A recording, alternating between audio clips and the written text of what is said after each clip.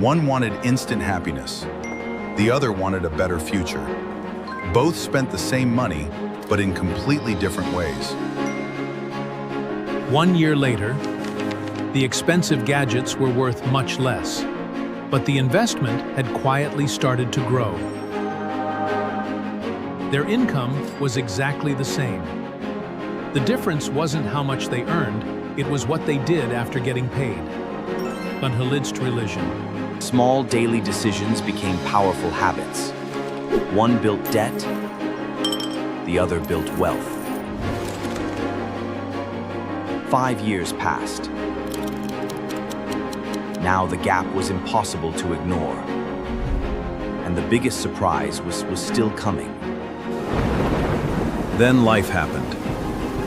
One person panicked. The other was already prepared.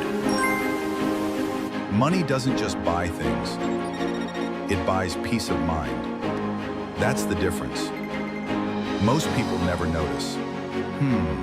The things he once loved now had to be sold.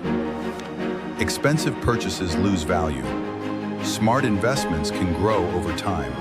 If they could go back in time, both would face the same $100 again. But only one would make the right decision.